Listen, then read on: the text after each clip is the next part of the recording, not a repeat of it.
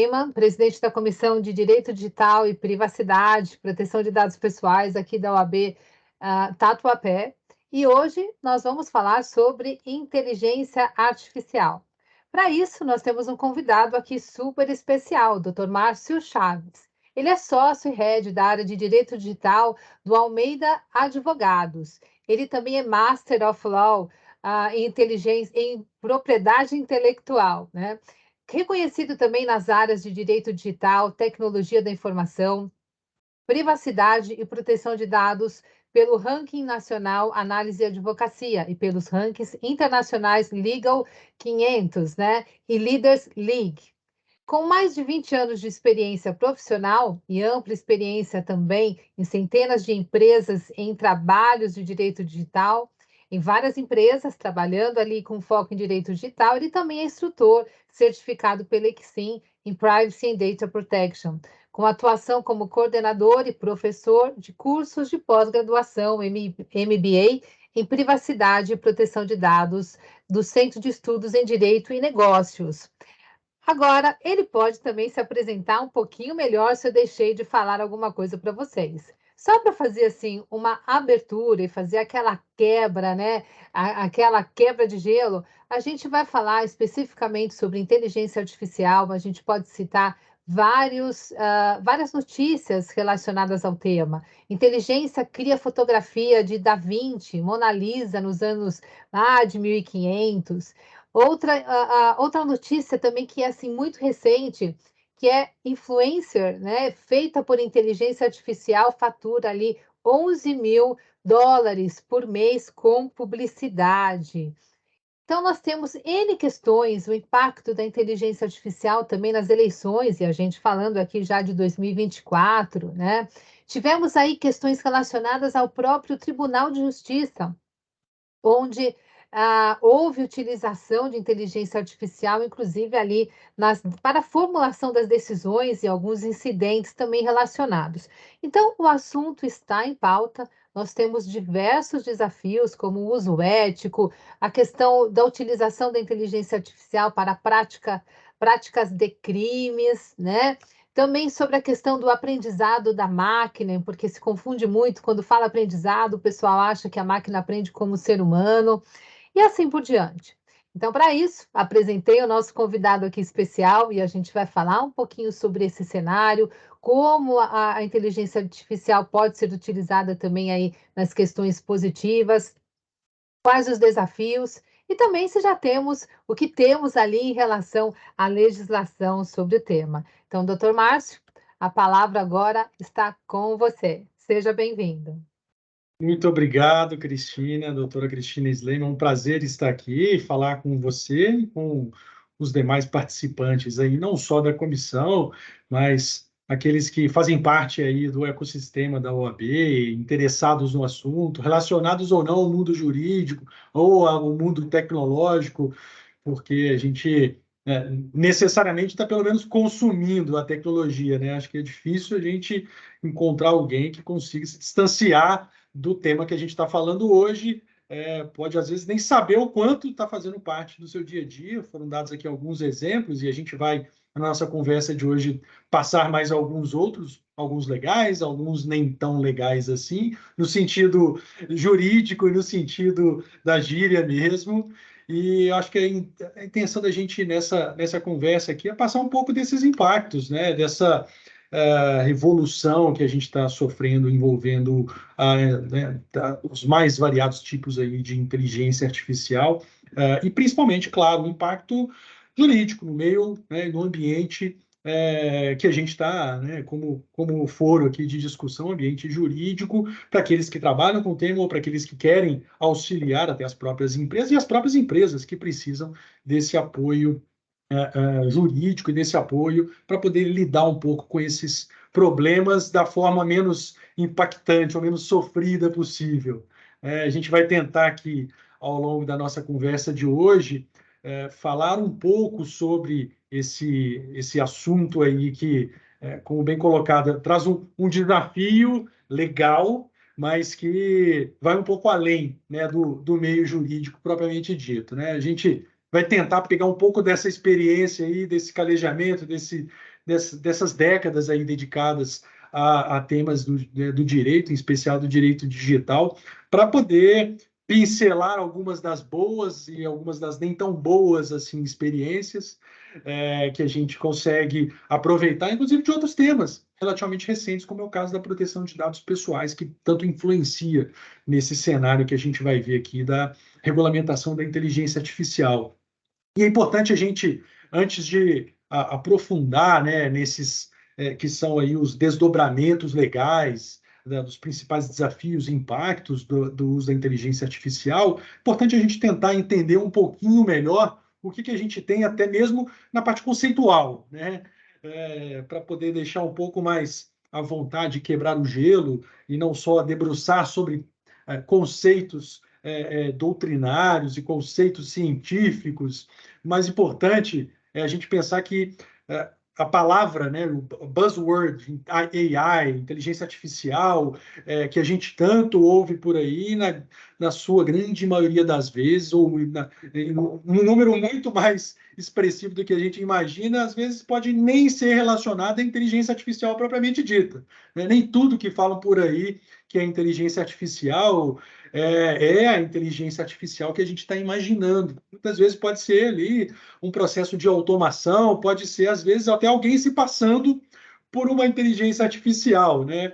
A graça aqui não vai ser só da piada, do trocadilho, colocando aí a Ivone Lara e o Ailton Graça, mas a inteligência artificial muitas vezes é confundida, é colocada como a grande salvadora da pátria ou a grande portadora, né, do apocalipse para as profissões, e nem sempre o que a gente vê é até mesmo envolvendo inteligência artificial. A gente tem aí, claro, uma série de possibilidades de utilização de ferramentas e meios tecnológicos, como o caso dos algoritmos, né, para poder passar um pouco ali sobre regras e procedimentos para poder definir, trazer soluções para problemas, usando ali algumas formas de resultar, né, trazer esses resultados, vão variar ali desde a forma com que você interage, a forma com que você chega no resultado lógico, na forma com que você processa essa informação, seja ela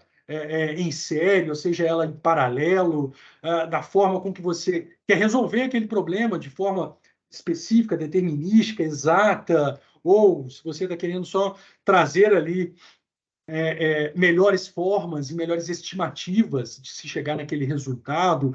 Pode ser exato, pode ser não ser exato, pode ser aproximado, pode ser até mesmo recursivo, né, repetitivo, até chegar numa condição que a gente entenda que seja útil para aquele propósito. E a inteligência artificial, ela, se a gente for passar do próprio conceito em si, ela, de forma bem simples, seria essa capacidade de raciocínio, né, de aprendizagem, desse reconhecimento, muitas vezes, de padrões, de fazer inferências, e foi bem popularizado ali, principalmente no conceito ali da máquina de Turing, o teste de Turing, que veio até mesmo ali da máquina de Turing, né, esse conceito abstrato aí que até mesmo foi as fundações, né, a base do funcionamento dos computadores. Mas o teste de Turing, que foi tido ali como o gold standard, né, para poder decidir se a gente está diante ou não de uma inteligência artificial, que era a possibilidade de você conseguir enganar ali um terço de interlocutores, onde você tinha uma pessoa falando como uma pessoa ou um computador falando como uma pessoa, e você tentar identificar quando você estava diante de um computador ou de um humano. E esse o conceito fundamental da inteligência artificial que foi popularizado e que durante muito tempo foi utilizado como referência, né?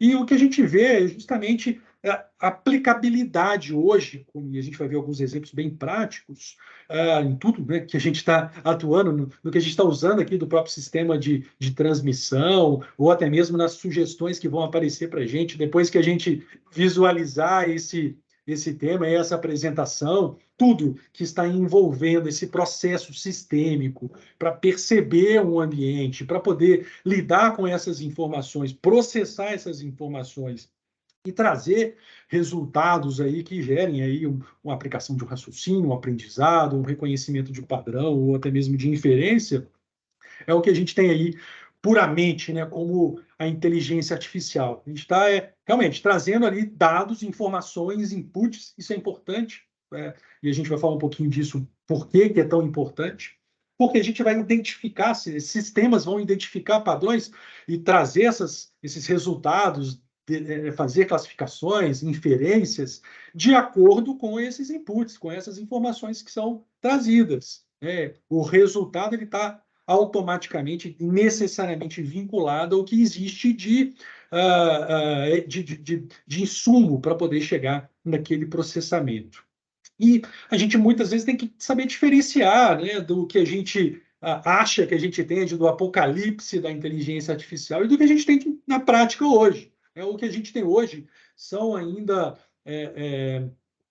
formas de se expressar a inteligência artificial, conhecidas aí como Narrow AI, é uma forma mais especializada, mas que ainda é muito limitada para poder identificar um tipo de rosto, fazer uma análise de crédito, um diagnóstico, ou até mesmo praticar ali, né, uma jogada num joguinho de videogame.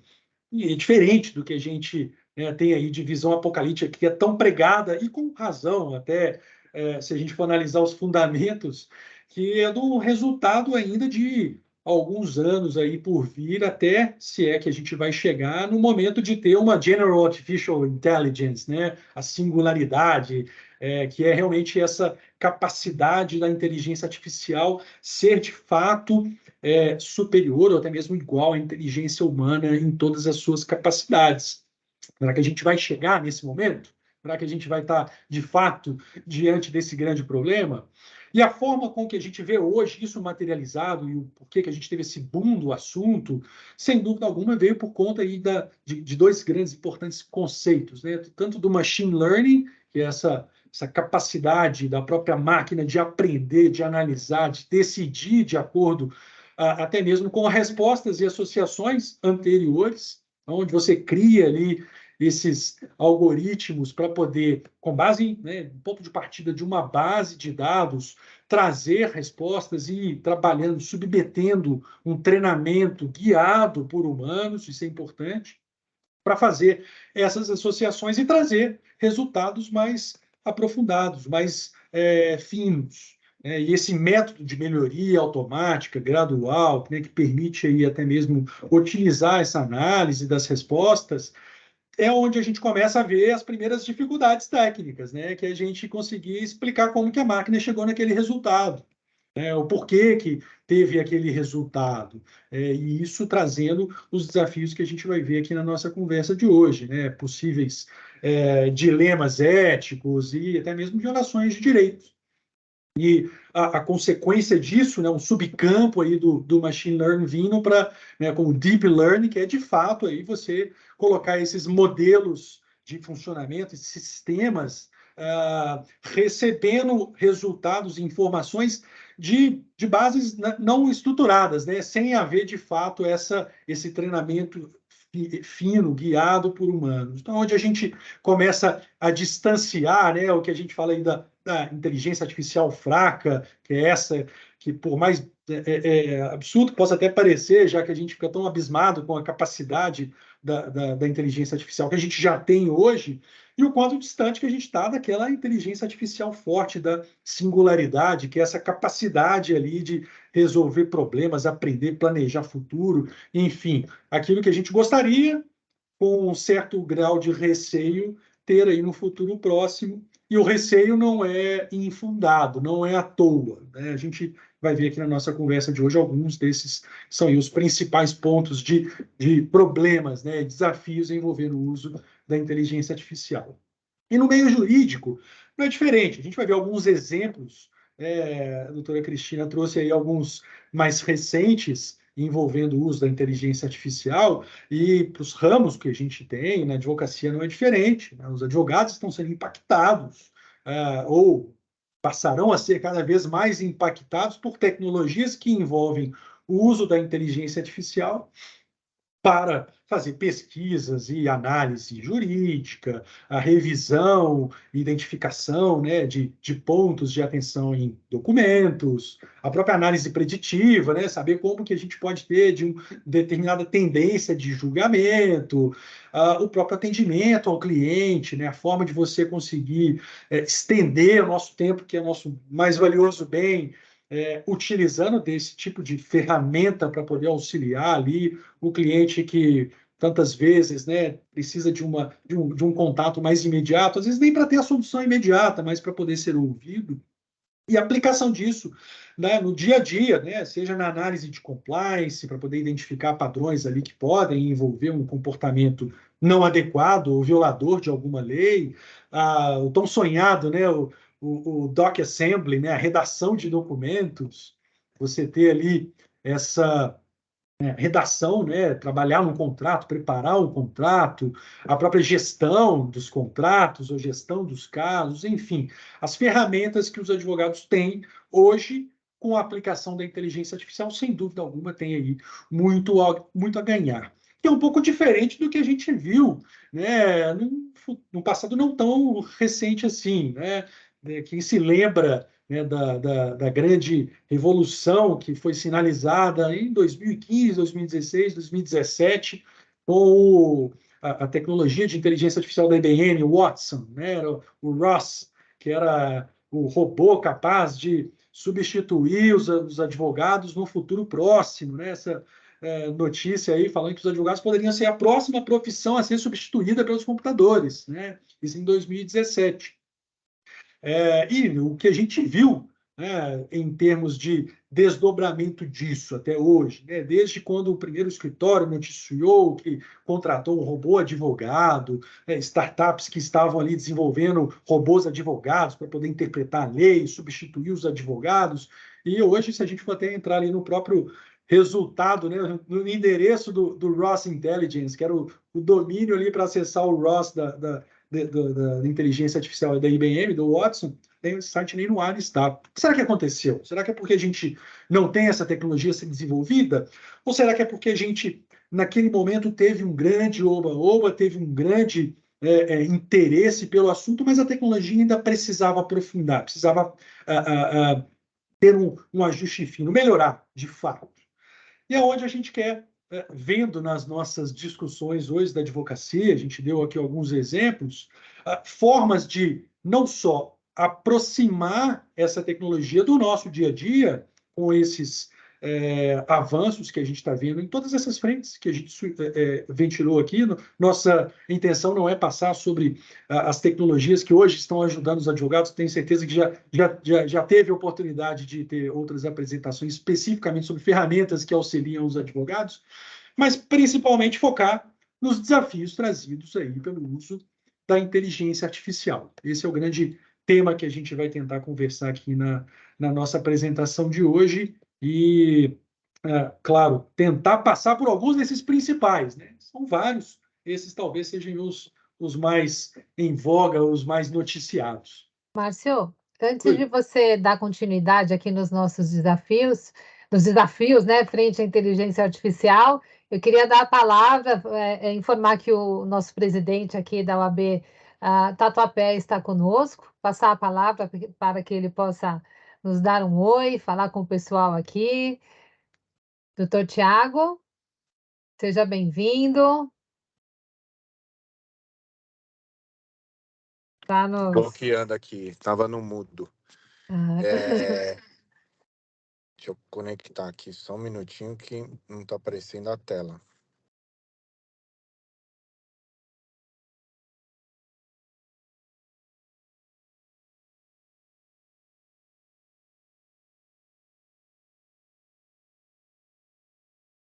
Vamos lá. Enquanto ele está... Pronto, deu certo aqui, apareceu. É que eu estou no celular. Doutor Márcio, é um prazer imenso a sua presença. Peço desculpas aí em nome da OAB Tatuapé. A gente teve um problema técnico aí com o Zoom e acabamos ficando sem a conexão por causa da chuva do telefone lá na subseção e acabamos não conseguindo falar mais com o funcionário para conectar. Mas, independentemente disso, a Cristina, como é da tecnologia, né? Ela sempre tem uma segunda alternativa. Então, O plano B. em nome da nossa instituição OAB, em nome da comissão presidida pela doutora Cristina também, quero saudar Vossa Senhoria aí, o doutor, pela brilhante palestra e a exposição de um tema tão pertinente. Eu tive agora voltei ontem, inclusive, no final do dia da Conferência Nacional da Advocacia, e um dos painéis ao qual eu participei, inclusive, foi sobre inteligência artificial, ChatGPT, alguns outros temas digitais, e vai sair uma carta da OAB Nacional com pedidos e proposituras referentes a esse sentido. Então, em primeira mão aí para vocês. Notícia de primeira mão. Vai sair uma carta aberta. Nessa carta aberta, a Advocacia Nacional vai propor discussões sobre esse tema. Inclusive, o ministro Barroso, no discurso dele, ele mencionou sobre um chat GPT exclusivamente para advocacia, né, por direito.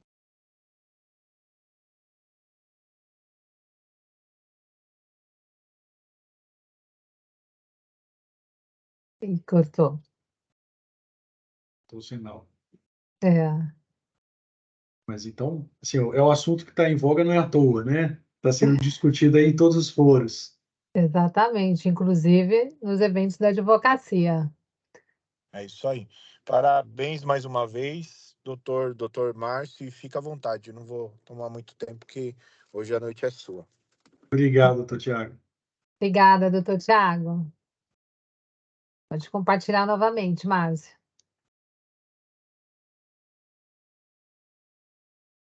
De que a gente estava, que era justamente, né, os desafios, né, o tema da nossa apresentação de hoje, o motivo de eu ter feito esse introito aí foi justamente tentar distanciar um pouco, né, o assunto, o oba-oba, daquilo que é, de fato, o que a gente deveria estar fazendo nesse momento, que é discutindo, que é trazendo à tona potenciais problemas, resultados já não tão interessantes assim, claro, sem frear o desenvolvimento tecnológico, mas acho que o importante momento que a gente está vivendo no desenvolvimento da tecnologia, na oferta da tecnologia, faz com que a gente dê tanta importância para essas discussões, os desafios envolvendo aí a inteligência artificial. E eu trouxe aqui alguns deles, né? A ideia é a gente passar, como eu falei, por alguns desses que estão sendo mais discutidos, ou talvez tenham as suas discussões mais evoluídas, não só recentemente, mas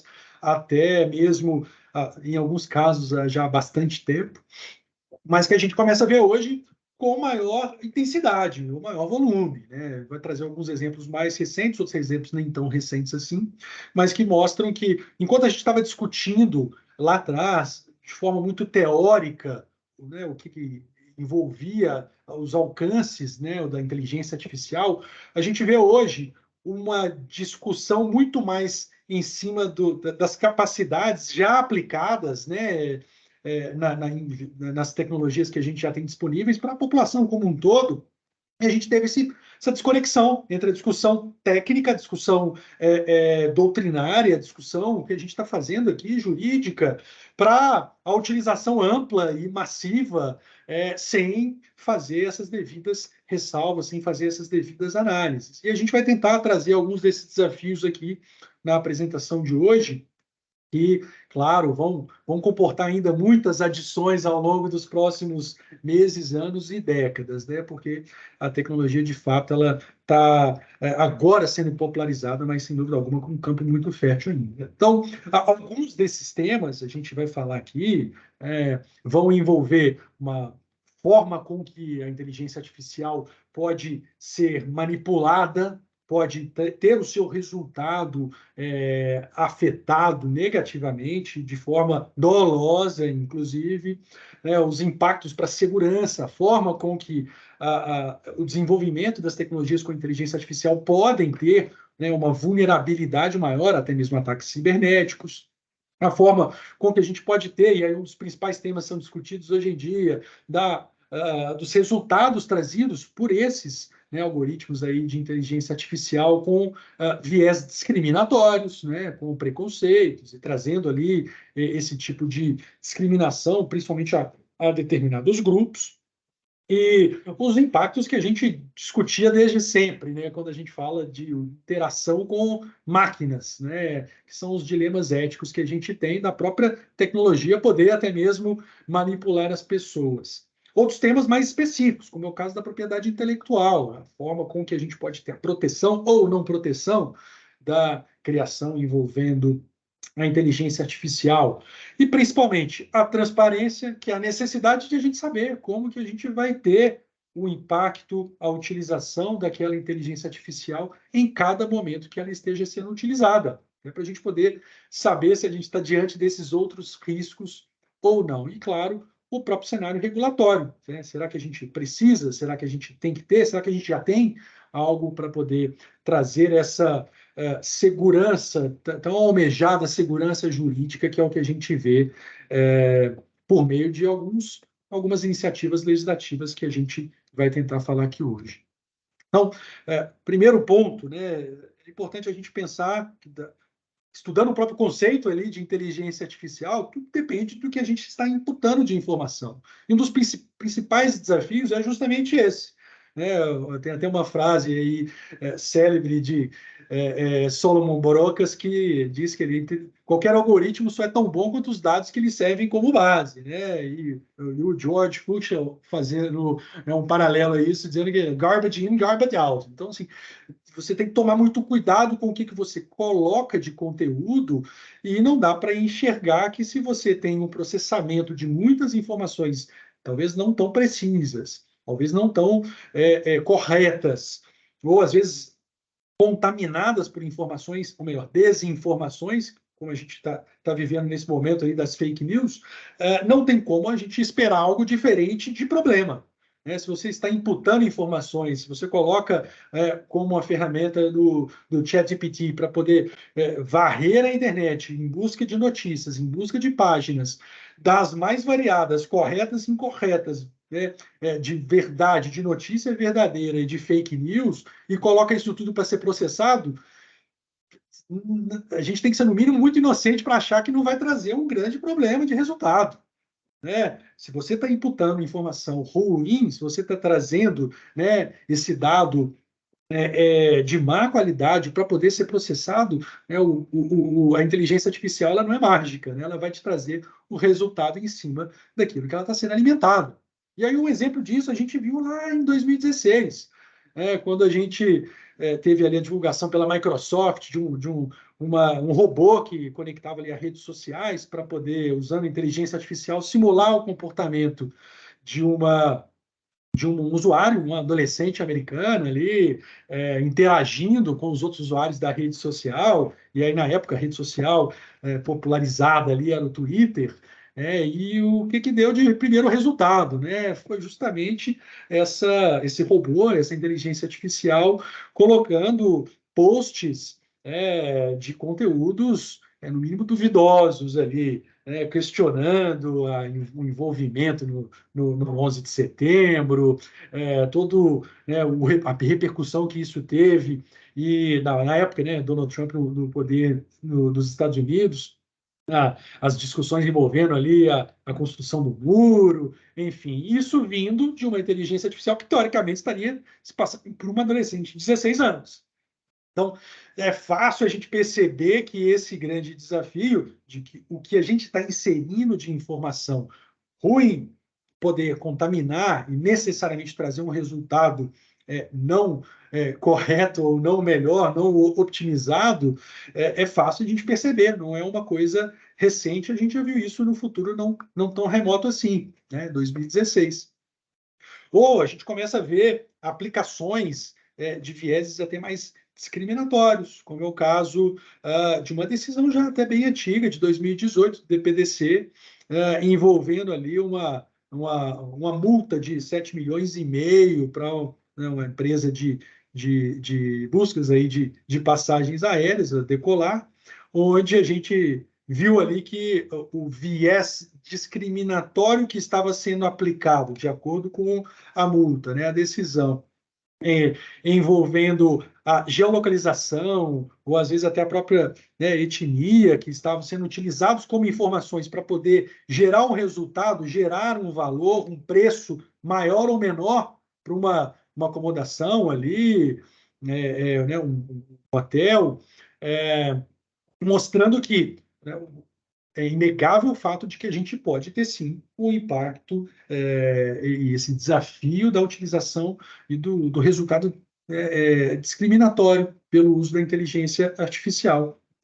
Outros desafios, né, até mesmo mais éticos, como o histórico, né, caso que a gente tem no dilema do trolley, né, que era da discussão quando a gente tinha como grande evolução da tecnologia do momento, que era o lançamento do trolley, enquanto as pessoas migravam dos seus cavalos para o trolley, e o dilema de que se você pudesse acionar uma alavanca A ou alavanca B e poder atropelar um passageiro ou atropelar um pedestre, ou você atropelar um grupo de pedestres, ou você atropelar um pedestre idoso, ou um pedestre com uma criança de colo, ou bater no muro e todos do trole poderem ser afetados, ou atropelar uma pessoa e talvez machucar somente uma pessoa. Essa discussão ficou conhecido como dilema do trolley, hoje ela é atualizada para o carro autônomo. E a gente começa a ter esse questionamento ético. Vocês já podem depois acessar aí esse moralmachine.net, onde ele simula situações nas quais você pode dar ali uma opinião do que você acha que o carro autônomo deveria fazer. Né? A gente está falando justamente disso. São as fontes de consulta, as fontes de informação que são utilizadas no processo de tomada de decisão. E a melhor forma da gente ver isso na prática é a gente brincando ali de ser o próprio algoritmo. É um desafio ético que, sem dúvida alguma, está aí presente nessas discussões. E notícias nem tão antigas assim, como o caso essa aqui, que é, salvo engano, desse mês, né, de novembro mesmo agora, da semana passada, onde a gente tem uma inteligência artificial utilizada para poder redigir um projeto de lei que foi aprovada na Câmara e foi, inclusive, sancionada pelo prefeito de uma cidade onde, né, nas justificativas, na fundamentação pelo qual houve ali a utilização da inteligência artificial, foi colocado ali que a estratégia era, inclusive, de não comentar com ninguém que tinha sido utilizada a inteligência artificial para poder produzir aquele projeto de lei e fazer como um experimento. As palavras do autor do projeto de lei. Será que a gente tem aí, de fato, questões, né, éticas que envolvem o poder, né, atribuído ali ao parlamentar, a forma com que essa transparência deve haver ou não nesse processo de produção da pauta legislativa, ou pelo menos a discussão de como que isso vai resultar, né, nas futuras legislações, ou até mesmo as atuais. Pode ser que a gente já tenha aí alguma outra legislação que tenha passado pelo mesmo processo e que a gente ainda não tenha essa visão de que foi feita utilizando da devida transparência para poder informar que utilizou dessa tecnologia.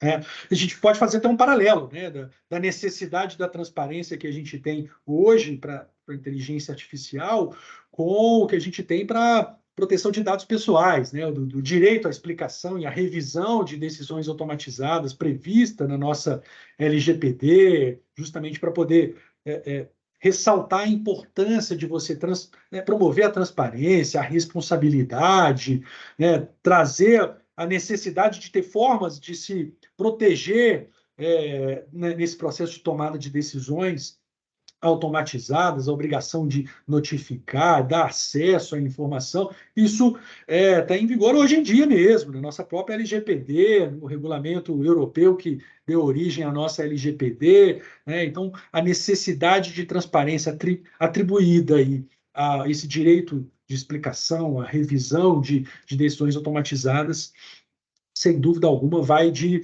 encontro a essa discussão aí de transparência no uso da inteligência artificial, né? Os mesmos fundamentos que a gente teve ali, inclusive que geraram na época do próprio projeto de lei da nossa LGPD, que previa ali você ter uma possibilidade de rever uma decisão por um humano, como é o caso da legislação europeia. Nos casos aqui foi vetado, foi alterado isso. A revisão ela pode ser exigida, né, somente por uma máquina, né? Não necessariamente por um humano, mas a exigência de ser um humano foi derrubada, mas é perfeitamente aplicável se a gente for pensar na necessidade de transparência para a utilização de outros temas que envolvam, né, o uso da inteligência artificial, que não relacionados somente ao processo de uso, né, de dados pessoais. Tá? A gente vê outros desafios, e talvez esses aqui os que mais impactam, né, os advogados e as pessoas, os profissionais do meio jurídico atual, que são conhecidos ali como, né, as alucinações, né, e acho no mínimo incorreto essa nomenclatura, que fica parecendo que é uma coisa não esperada, né? E não, é muito bem esperada, né? Se for é uma alucinação de quem sabe que consumiu o narcótico ali, né? Sabe que, né, ingeriu aquele produto ali que vai ter aquele resultado. Isso, para mim, seria, de fato, essa alucinação.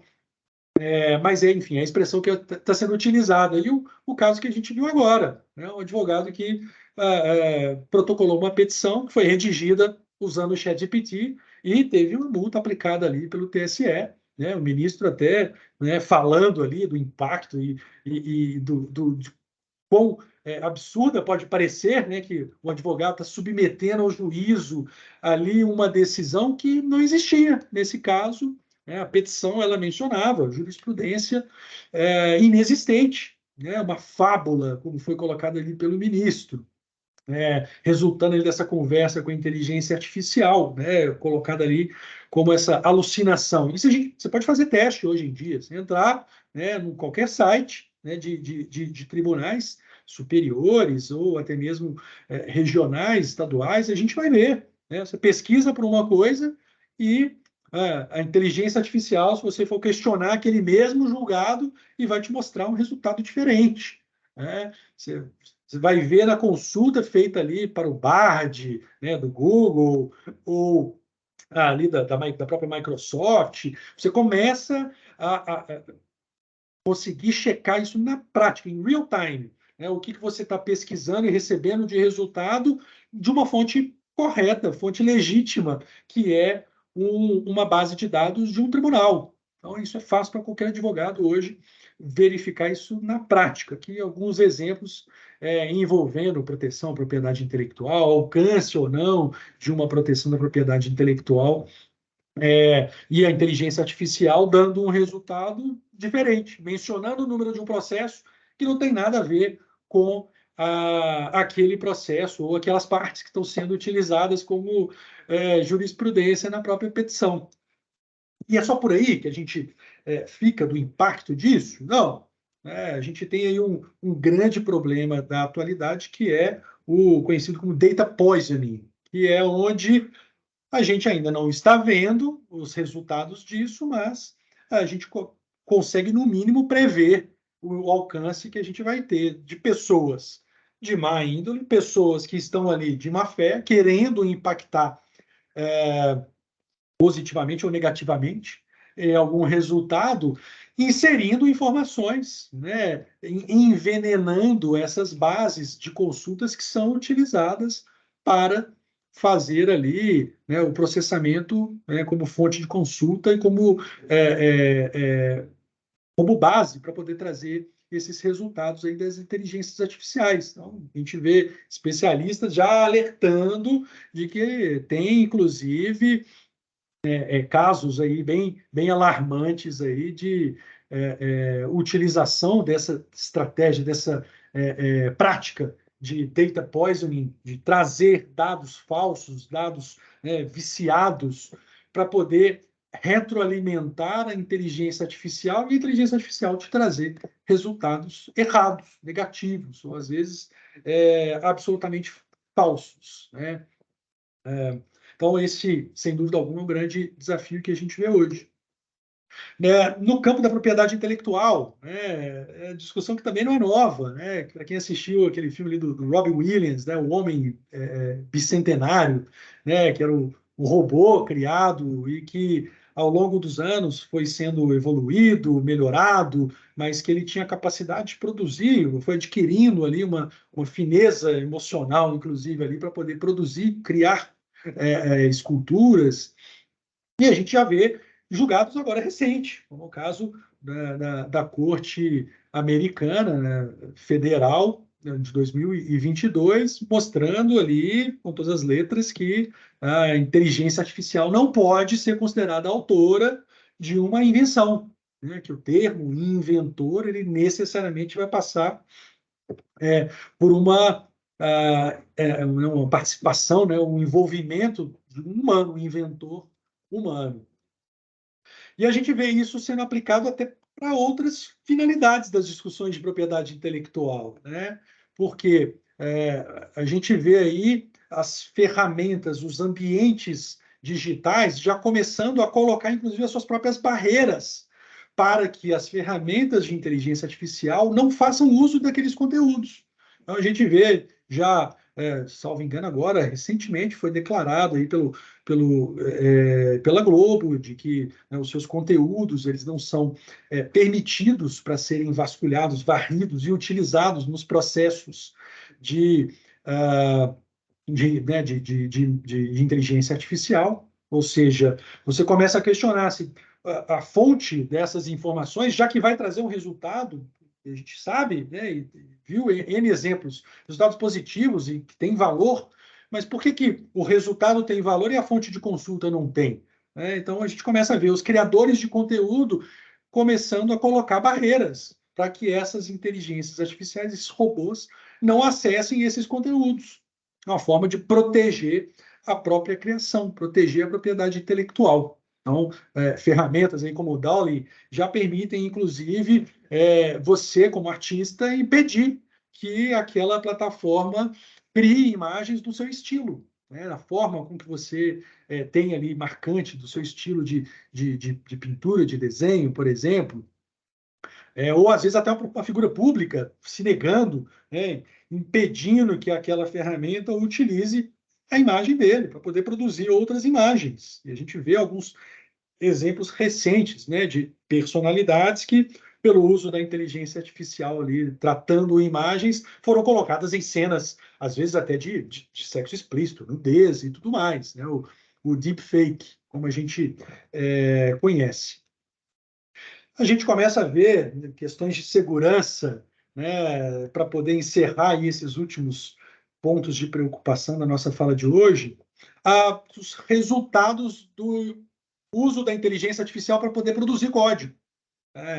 Se a gente for ver a forma com que uma pessoa, né, cria um código, ela cria um raciocínio lógico e o resultado daquele código-fonte, muitas vezes ele pode ser retroaproveitado de outros e ter uma poluição, um lixo, mas via de regra, você tem uma lógica que foi seguida ali, uma lógica humana. Você coloca uma inteligência artificial para fazer isso, não necessariamente você vai ter aquela mesma lógica sendo aplicada. E a maior dificuldade que a gente tem hoje no uso das tecnologias de inteligência artificial na escrita, na utilização, na criação de códigos, é justamente você não saber como que a máquina chegou naquele resultado. Ela pode colocar um tanto de coisa, um tanto de poluição, de lixo ali naquele código, e você sabe que tem um resultado final.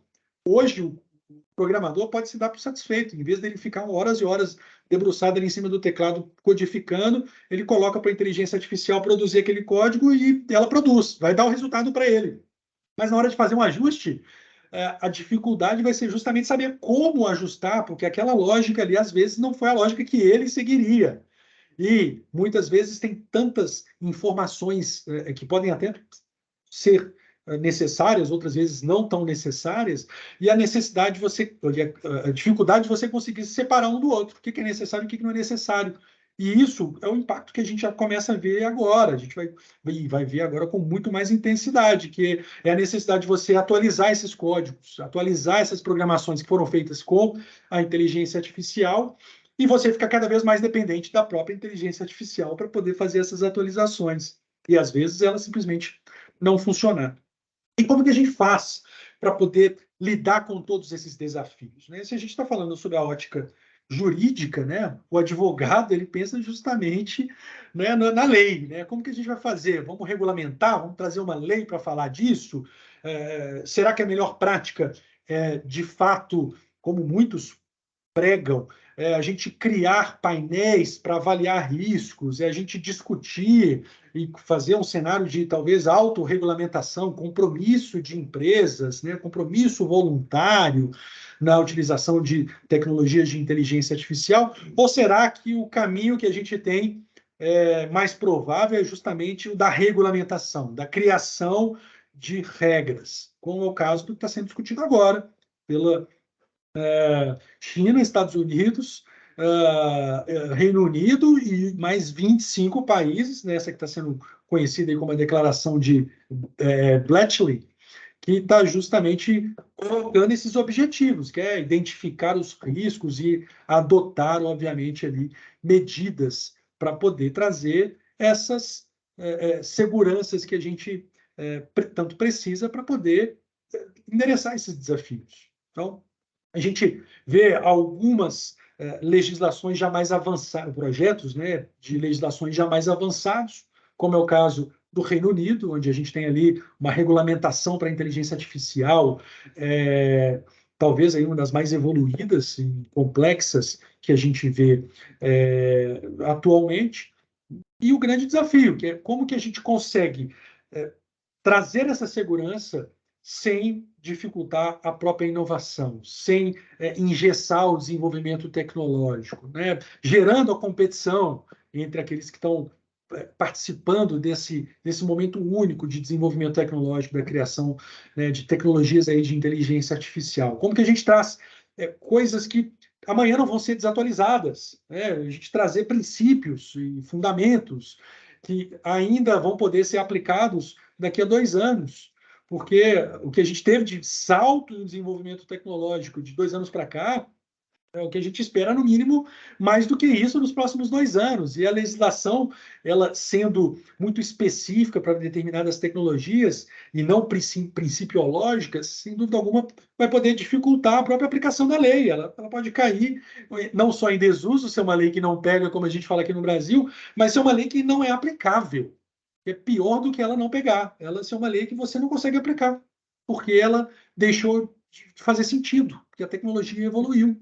Então, a necessidade da gente observar como que o resto do mundo está fazendo para poder moldar a nossa própria regulamentação, uma regulamentação específica, traz aí, sem dúvida alguma, esse desafio, né, de como trazer essas experiências, trazer essas discussões, trazer essas condições sem impactar ali esse desenvolvimento tecnológico. E, sem dúvida alguma, a necessidade de a gente conseguir trazer esses elementos para a segurança jurídica é o que a gente mais quer quando a gente fala de uma regulamentação. Mas será que a gente, simplesmente por trazer uma obrigação legal, a gente vai trazer essa segurança que a gente está procurando? Será que a gente vai dar caminhos para desenvolverem em paralelo, circunvindo, né, indo ao redor dessa obrigação, porque é a obrigação que pode trazer aquela penalidade? A gente tem aí alguns desses desafios da própria regulamentação, do próprio cenário regulatório. E aqui no Brasil, a gente já tem um projeto de lei, talvez o mais evoluído aí desse tema, o 2338, que foi criado ali, apresentado no ano passado, por um grupo de juristas, montado talvez com muito embasamento ainda nas discussões de proteção de dados pessoais. Isso talvez resulte um pouco no que a gente vê no texto desse projeto de lei, mas é um projeto de lei que está aí mais avançado no assunto, porque é de autoria ali do senador Rodrigo Pacheco, e a gente vê uma pressão aí, até mesmo política, para que esse projeto de lei evolua. E é onde a gente vê algumas dessas obrigações colocadas, né, nessa proposta legislativa, de criar esse marco regulatório da inteligência artificial, muito salutares, né, de a gente trazer e endereçar essas questões e algumas dessas obrigações de transparência, de responsabilidade, né, da proteção, garantia dos direitos fundamentais. Como eu falei, usando muito dessa base regulatória da proteção de dados pessoais, no caso da LGPD, do RGPD, o GDPR europeu, mas muito inspirado na própria propositura legislativa europeia, essa que a gente acabou de falar, esse Procedure 2021, 0106 de 2021, conhecido aí como AI Act. Então, a gente tem nesse projeto de lei algumas questões bem endereçadas, como é o caso de princípios para o uso da inteligência artificial, como, por exemplo, centralidade na pessoa humana, respeito aos direitos humanos, valores democráticos, própria proteção ao meio ambiente, igualdade, não discriminação, privacidade, enfim, direitos que, principiologicamente, né, pensando como, de fato, o que é esperado de uma legislação, ajudam. E outras questões mais práticas, como, por exemplo, obrigações para você estabelecer ali regras, melhores práticas de governança, você trazer obrigações de comunicação de incidentes, até mesmo, né, definir o que pode ser considerado, né, um impacto alto no uso da inteligência artificial, já que a gente tem tantas vertentes e formas diferentes de materializar a inteligência artificial, da mais evoluída à mais rudimentar, e, claro, riscos que podem ser maiores ou menores. E o que a gente vê é justamente nessa proposta de lei a criação de disposições que garantem esses direitos das pessoas e trazem para as empresas as obrigações de se fazer essas avaliações, de se analisar o que a gente tem de risco envolvendo o uso de uma inteligência artificial, os impactos disso e o que ela fará ou poderá fazer caso aquele risco se materialize, caso aquele problema que a gente está prevendo ali, caso algum daqueles desafios éticos, discriminatórios, né, de violação de direitos de propriedade intelectual, enfim, a obrigação de a gente ter isso previamente analisado, documentado, para não ter que depois sair correndo do prejuízo, né? A gente ter essa ação já pré-determinada, já organizada, para a gente depois não ficar simplesmente lamentando o resultado negativo, que é o que a gente está fazendo hoje. Então, algumas dessas classificações, do que pode ser considerado a inteligência artificial, o que é considerado uma inteligência artificial que envolve um alto risco, isso está previsto na própria legislação, a gente não tem nem tempo aqui para poder entrar muito nesses detalhes, mas essas obrigações de avaliar a criação de documentos como avaliação de impacto algoritmo, para poder mostrar o que você fez, até mesmo de teste, para poder saber se aquela alucinação que vier como resultado pode trazer um resultado negativo, né? Sem dúvida alguma, o que você está fazendo para poder afastar ou mitigar aquele risco negativo, aquele resultado negativo. E monitorar como que essas inteligências artificiais estão agindo, né? Por meio ali de profissionais, de equipes multidisciplinares, que tem que ter esse conhecimento técnico aliado ao conhecimento jurídico para poder fazer essas avaliações, né? Não vai ser um advogado que vai sozinho conseguir fazer essa avaliação, não vai ser um profissional de tecnologia, né, de programação, que vai ser o responsável e o capaz de endereçar, de fazer esse tipo de avaliação. A necessidade de você ter essa visão aí multidisciplinar, ela está prevista nessa regra. A gente tem alguns outros pontos que trazem, às vezes, um pouco de preocupação no que está previsto, tem vários acertos, aí, se a gente for analisar friamente aí o texto proposto, e outros, talvez, que mereçam um pouco mais de discussão, de debate, como é o caso da responsabilidade civil. O que a gente vê no projeto de lei é você ter essa responsabilidade objetiva, né, ou seja, a culpa pelo dano causado no uso da inteligência artificial que você desenvolveu ou que você está usando, não necessariamente só desenvolveu, mas ela atribuída independentemente de você tendo sido, de fato, responsável por aquele dano causado. As duas formas de você afastar da responsabilidade do jeito que está previsto na lei, no projeto de lei, é ser uma culpa exclusiva ali da pessoa que sofreu o dano ou uma ausência de vinculação, nexo de causalidade, ou seja, a minha inteligência artificial que eu desenvolvi ou que eu usei não teve nada a ver com esse resultado.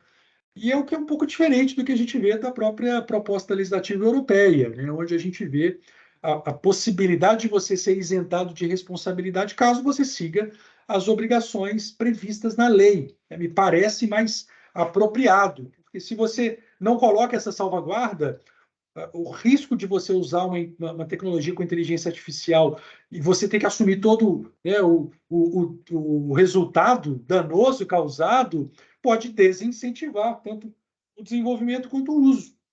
Talvez não seja a forma mais apropriada para a gente poder colocar nesse endereçamento aí da responsabilidade.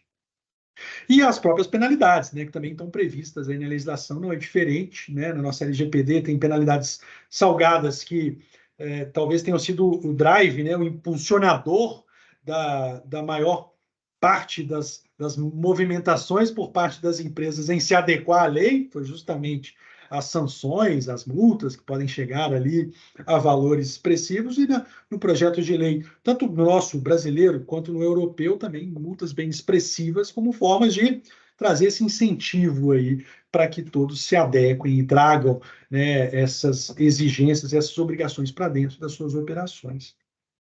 É um cenário que, por mais que seja complexo e desafiador, ele é um cenário que a gente não tem como afastar.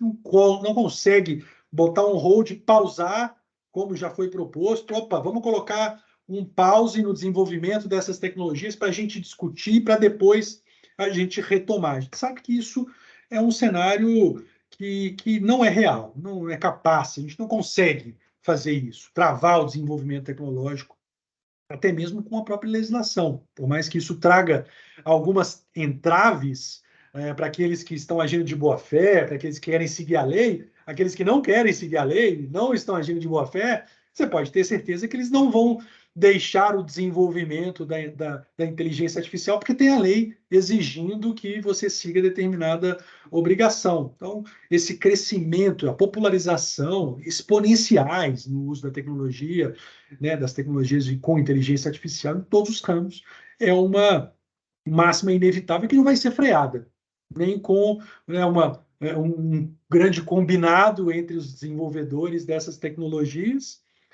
nem com uma própria legislação. A legislação pode dificultar aqueles que querem agir de boa fé, que querem agir de acordo com o que está na lei, mas no mínimo prudente a gente esperar uma regulamentação vindo para poder trazer obrigações, endereçar alguns desses desafios, alguns desses problemas e desses riscos que a gente tem na utilização das ferramentas com inteligência artificial, sabendo que, da mesma forma como que a gente viu ali para a proteção de dados pessoais, já que segue aí uma lógica, uma dinâmica muito próxima, o que a gente vai ver justamente todas empresas no futuro próximo, com uma legislação, sendo obrigadas, de fato, a seguir essas regras, né? Criar mecanismos e seguir algumas dessas obrigações para poder endereçar esse tema que hoje ainda corre de forma não muito regrada, né? A gente tem, obviamente, legislações que são aplicáveis diretamente, indiretamente, mas que, sem dúvida alguma, não endereçam todos esses desafios que a gente está falando. E se a gente for colocar aí como próximos passos, o que a gente tem que fazer para agir, já que a gente tem tantos desafios para poder endereçar, e já que a gente tem tantos problemas já vendo que estão sendo praticados, já estão sendo noticiados aí, inclusive com repercussões reputacionais extremamente danosas para quem faz o uso da inteligência artificial. Como que eu faço? O que eu hoje, como profissional do direito, como empresa, como utilizador da tecnologia, o que eu faço? Como que eu ajo? Né?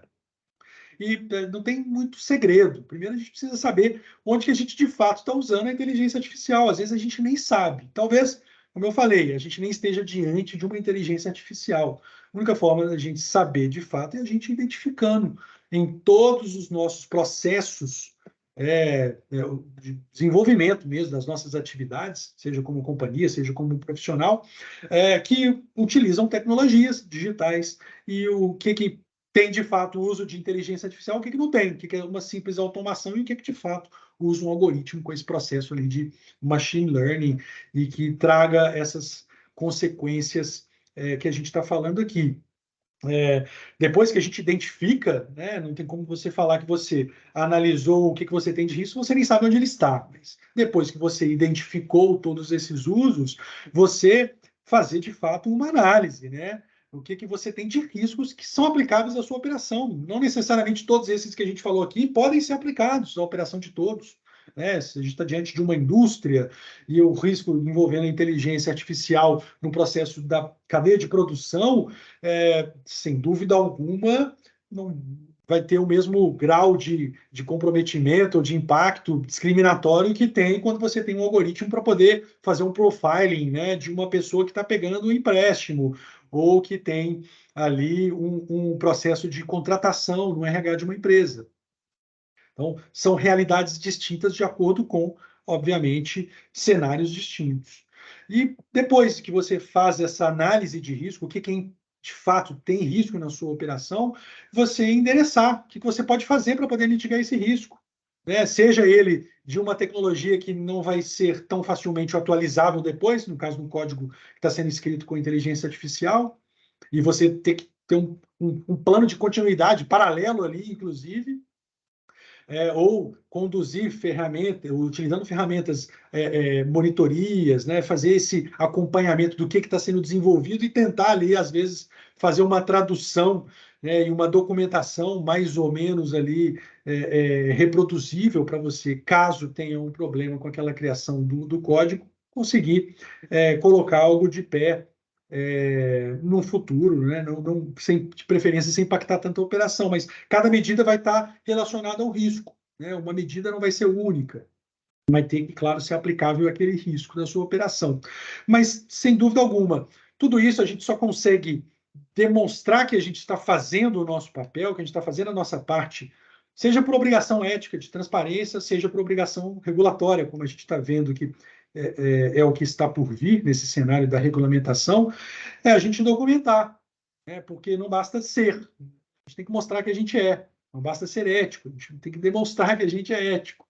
E não basta a gente mostrar que a gente tem, no nosso processo de tomada de decisão, um viés não discriminatório ou que não viole propriedade intelectual, seja no input, seja no output, ou que não traga comportamentos que trazem impacto reputacional, no caso ali de uma inteligência artificial que publica coisas em redes sociais. A gente só consegue mostrar que a gente fez o dever de casa quando a gente documenta. Né? Então, eu tenho hoje uma análise, né, um relatório de risco envolvendo o uso da inteligência artificial, que é uma política para o uso da inteligência artificial dentro da minha companhia, dentro da minha operação.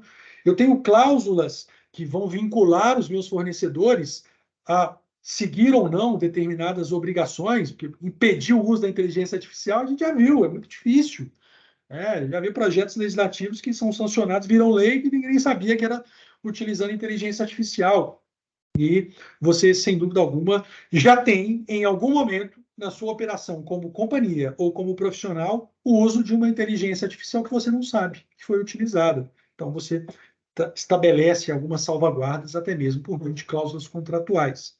Então, são alguns dos exemplos do que a gente pode fazer, como agir para poder proteger aí a empresa, a sua operação, como profissional, como advogado e como companhia, dessa onda que a gente está vendo aí de problemas, de riscos. Não é só o oba-oba, não é só a mil maravilha que a gente vê, não é só o grande problema da substituição do profissional, pelo contrário, a gente já viu que essa promessa, ela, inclusive, vai demorar ainda talvez mais algum tempo até ser concretizada. Talvez esse não seja o principal ponto que a gente queira endereçar agora.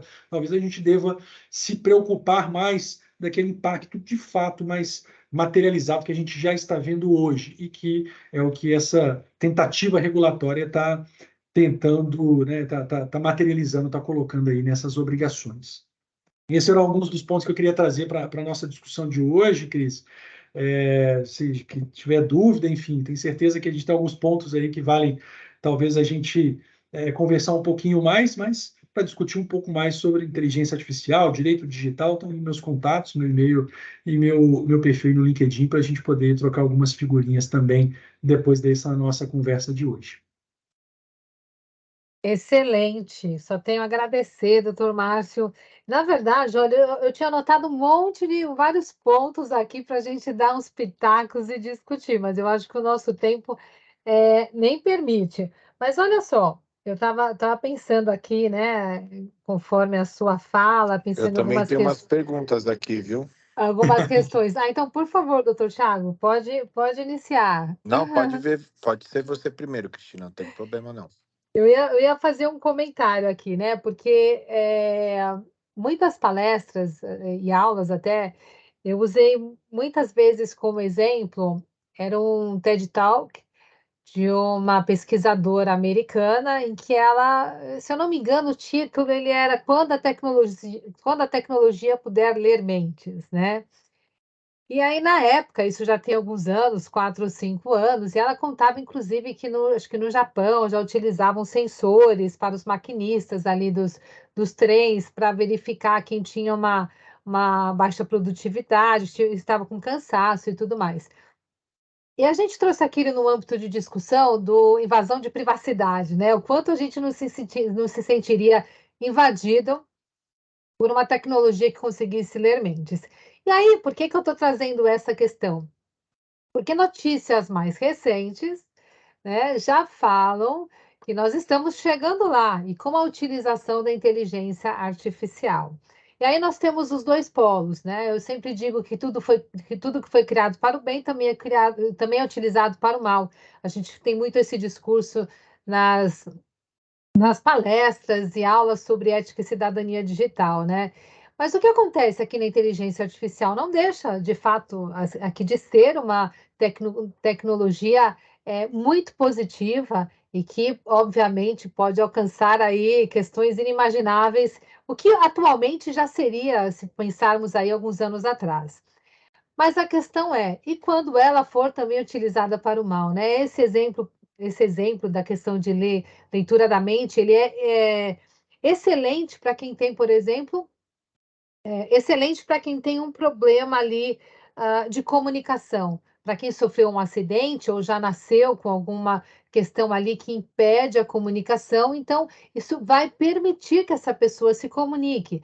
Por outro lado, se ela for utilizada de outra forma, né, a gente sabe aí das questões não só, até pelo cenário que a gente tem de fraude, de utilização de dados pessoais, de concorrência desleal.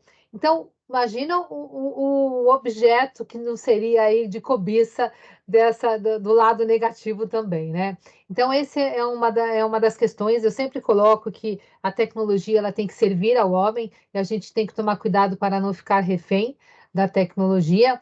Então, o lado ético e o lado de regulamentação é muito importante.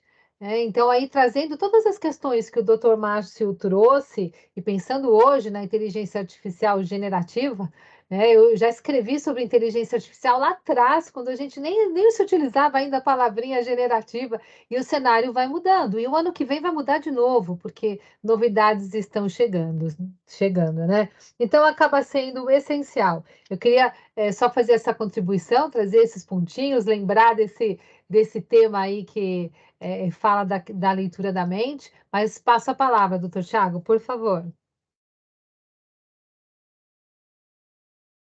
Antes do Dr. Tiago. A minha questão aqui, o Márcio, Me atentou bastante pela essa notícia que você deu recente sobre esse vereador da matéria aí sobre a inteligência artificial. Uhum.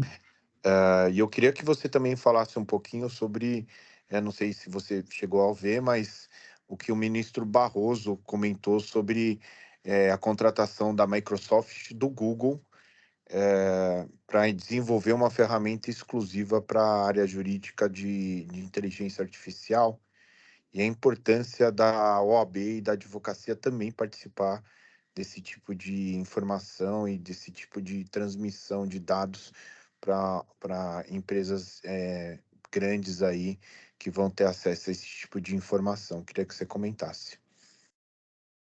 São duas colocações que vão bem de encontro, né? Algumas dessas preocupações que a gente falou aqui hoje, né? Esse exemplo dado por você, Cristina, até me lembrou de um outro caso, né? A Amazon, por exemplo, foi noticiada aí recentemente processo de avaliação e demissão de trabalhadores que estão com uma produtividade não muito boa, usando ali algoritmos para poder dizer se a pessoa está ou não desempenhando da forma que deveria desempenhar. Então, talvez não vá até tão longe quanto a leitura da mente, e sem dúvida alguma a gente tem esse dilema ético, né? Devemos ou não, temos o dilema e o problema, o impacto da própria privacidade, né? Como que a gente obtém essa informação, né? A gente está obtendo essa informação violando um direito, não tem como você ter um resultado que não viole o direito, né? Então, eu acho que algumas dessas preocupações que foram colocadas, desde esse TED Talk até essas notícias recentes aí, dessas demissões, né, de empresas que usam de algoritmos de inteligência artificial para poder trazer essas tomadas de decisão, sem dúvida alguma, vão ser impactadas, e o objetivo de uma regulamentação principiológica e que garanta esses direitos, direitos humanos mesmo, né, os direitos fundamentais que a gente tem serem protegidos na utilização da tecnologia, não tem como você chegar nesse resultado sem você passar por esses steps anteriores, que é você identificar onde que você está usando, como que você está utilizando, o que que você vai fazer caso você identifique que haja uma utilização com um viés discriminatório ou com um viés violador à intimidade, à privacidade. Inclusive afronta até a LGPD, né, uma situação, Exato. um caso como esse. E é uma das premissas, está até prevista no próprio texto do projeto de lei, tanto nosso aqui quanto do europeu, é você garantir a proteção desse princípio, né, da privacidade, desse direito fundamental, constitucionalmente garantido nosso, a privacidade. É uma das premissas para você utilizar a inteligência artificial sem impactar esses direitos. E a forma com que a gente vê, como colocado pelo Dr. Tiago, da utilização da inteligência artificial no mundo jurídico, né, e contratação de grandes ferramentas, grandes plataformas, grandes empresas para poder desenvolver soluções. Claro, a gente não consegue dizer que a gente não vai usar a tecnologia. Como eu falei, a gente não pode dar um pause e falar, vamos ver onde que vai dar isso para daqui a algum tempo a gente retomar. Não, esse bonde já partiu, ele já está andando. A gente pode ser ficado para trás, e isso envolve não discutir agora, mesmo que ele vá, mesmo que a gente permita, e acho que esse é o objetivo, a gente permitir o desenvolvimento, a gente não sabe muito bem o impacto disso, a gente precisa parar, pensar, discutir, mas a tecnologia não vai ser segurada pela nossa necessidade de parar, pensar e discutir, isso é fato. Seja ela, como eu falei, talvez se a gente quiser criar uma regra para fazer isso, é justamente quem não vai seguir, é que não vai seguir, quem não vai usar para coisa boa, é que não vai seguir a regra, né? E que todo mundo que está querendo fazer da forma correta, com transparência, com discussão, vai ser, obviamente, o que vão ser impactados. A gente vai ter inteligência artificial só para o mal, né? Então, é muito importante nesse processo de desenvolvimento, principalmente nesse momento que a gente ainda não tem um cenário regulatório específico, nessa colocação aí do ministro Barroso e do impacto disso para a advocacia, para o judiciário como um todo, é muito importante a gente ter esse processo todo pautado nesses princípios, nesse princípio de transparência, nesse princípio, né, da garantia desses direitos fundamentais. E isso vai partir necessariamente desses processos de análise de risco, desses processos de avaliação de impacto.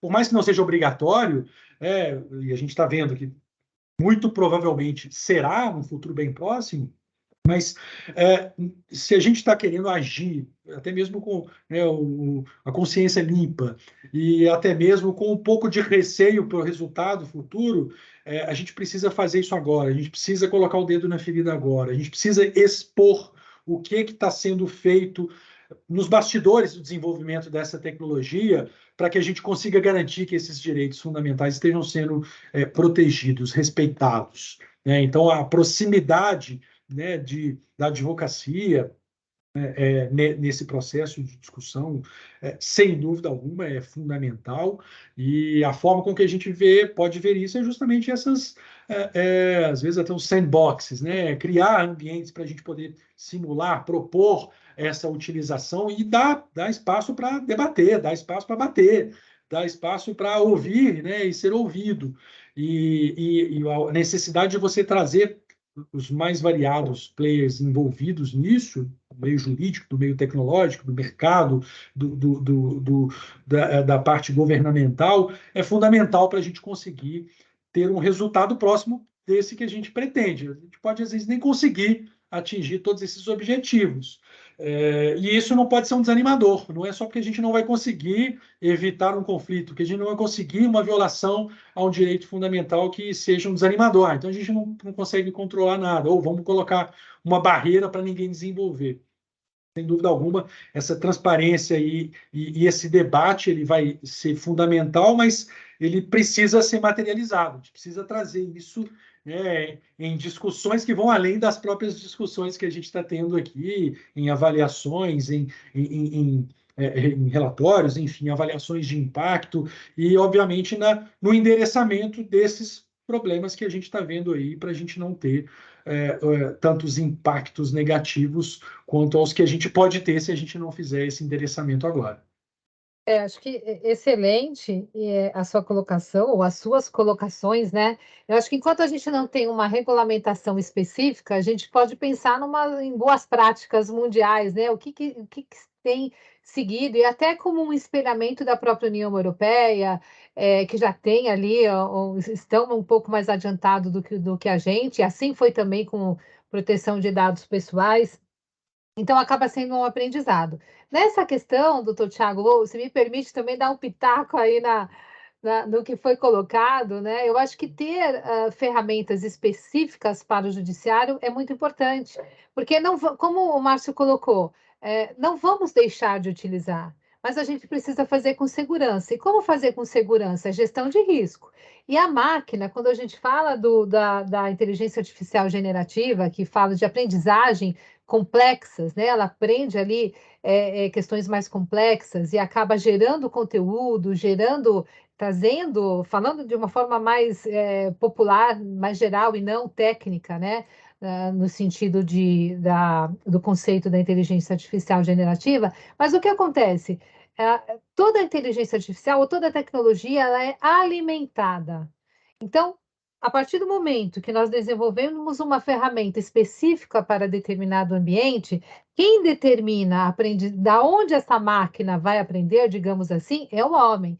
Então, o desenvolvimento é muito importante, os preceitos éticos são muito importantes. Mas quando a gente fala no generativa, que ela acaba tomando algumas decisões por si própria, a gente sempre vai esbarrar no risco em relação à privacidade e em relação à discriminação.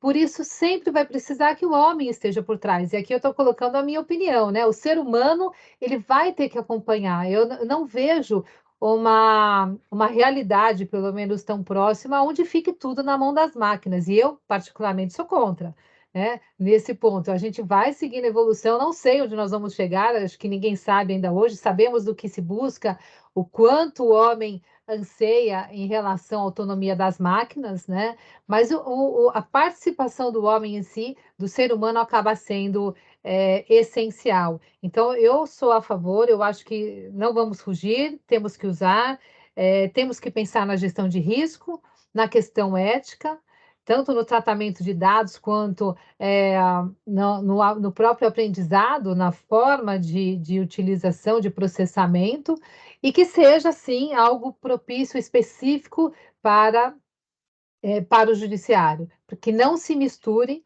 né, com o que nós temos hoje aí de forma aberta, que é o caso que a gente mencionou aqui no início, que já houve utilização por advogado, onde surgiu a inteligência artificial, trouxe jurisprudência, criou jurisprudência, na verdade, e o outro caso, que acho que é aqui do Brasil, que foi na utilização aí até mesmo para uma decisão judicial, onde também houve informações aí que não eram verdadeiras. Então, são esses desafios que a gente vai ter que enfrentar ainda, né? Mas, enfim. Gostaria de fazer mais alguma colocação, doutor Tiago? Eu acho que esse assunto foi muito importante, a sua posição do Márcio.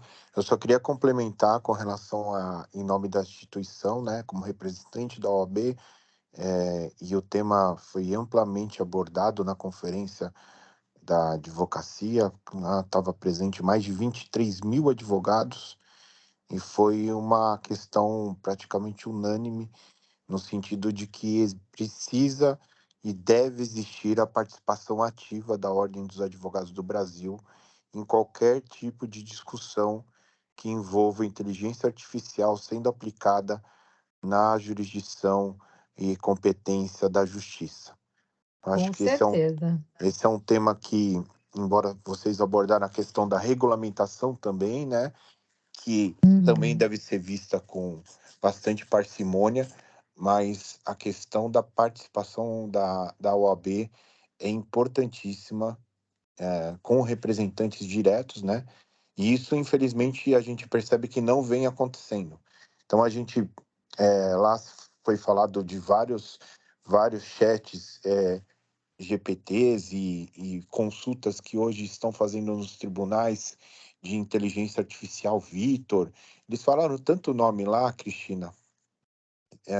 Você vem acompanhando? Cada tribunal coloca o nome de uma pessoa, né? Daqui a pouco tem um alfabeto inteiro de nomes. E é sempre um nome bonitinho, né? É sempre um nome inofensivo. É. Parece que é É, um super é, amigo seu. É. Suelen, e vem cada nome bonito lá, e Vitor, e essas inteligências artificiais, elas estão sendo desenvolvidas a esmo pelos Uhum. tribunais. Nós não sabemos os códigos-fonte e as consultas que estão sendo realizadas com referência a isso, e nós já temos conhecimento que alguns tribunais, os próprios magistrados, vêm utilizando esse tipo de ferramenta para fazer relatório e proferir a sua decisão de forma mais célere. Com Então, certeza. essa questão, e eu falando agora como representante da ordem, tá? Não como Uhum. advogado, eu acho extremamente prejudicial, porque para nós a advocacia ela é indispensável para a administração da justiça. Então, qualquer tipo de ferramenta que envolva discussão sobre justiça, nós precisamos estar presentes. Participar, com certeza. Exatamente. Então, assim, fica a nossa indignação com respeitosamente, como diz o presidente de Minas Gerais, mas nós somos a voz. A advocacia, nós somos a voz.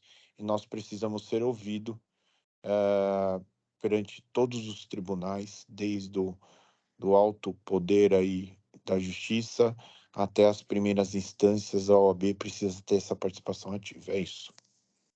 Perfeito. Ouvir e ser ouvido, né? A gente precisa saber o que está acontecendo ali até para a gente conseguir exercer É, essa tão fundamental função.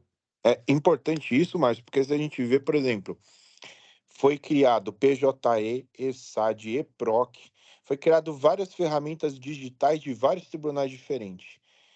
E a gente não foi ouvido, foi imposto goela abaixo para a advocacia. Ó, agora em diante, para você protocolar, tem que ser assim.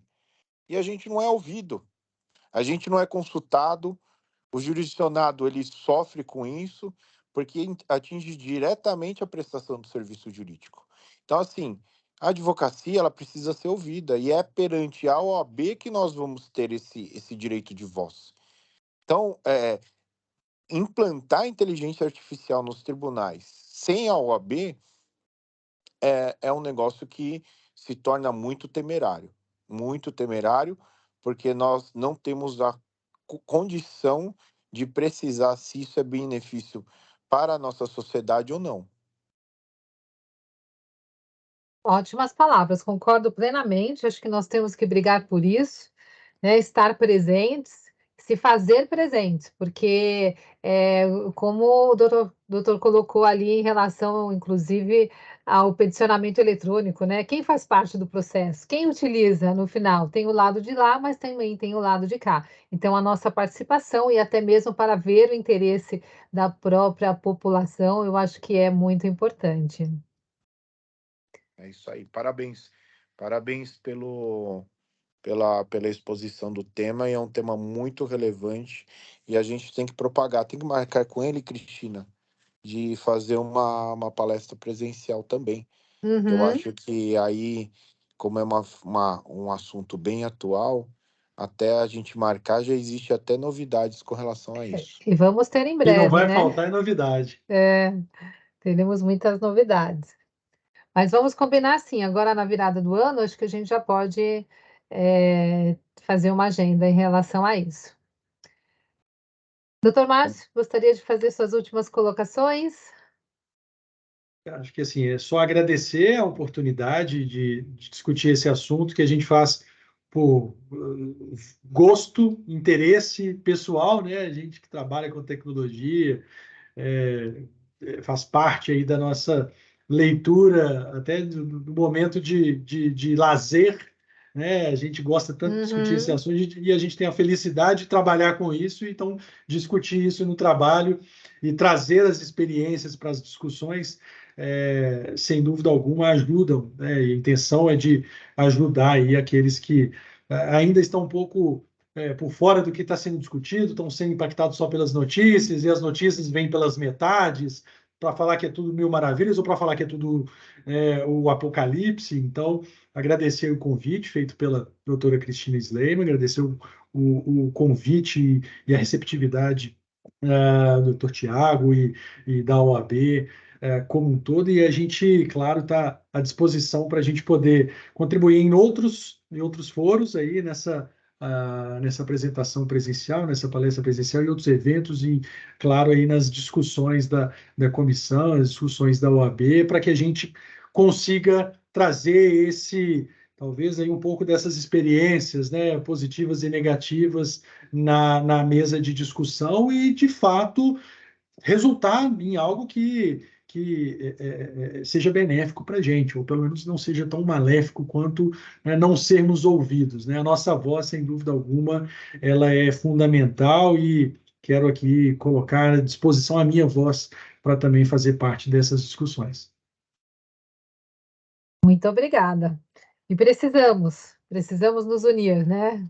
Para nos fazer ali representar. Doutor Tiago, por favor, me passa a palavra, então, para fazer o encerramento. Quero agradecer a doutora Cristina, ao doutor Márcio pela brilhante exposição. Essa palestra vai ser disponibilizada também no YouTube, no nosso canal, que hoje já comporta aí mais de 1.100 inscritos no nosso canal.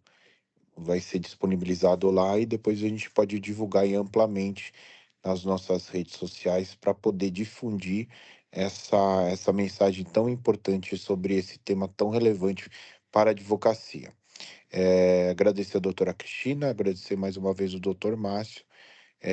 Fiquei muito satisfeito com o que eu ouvi, e a gente ainda tem muito ainda o que fazer, e a gente conta, nós, a advocacia e a ordem conta com cada um de nós. Muito obrigado. Obrigada. Então, Obrigado, vamos. pessoal. Obrigada a todos. E boa noite. Boa noite. Boa noite.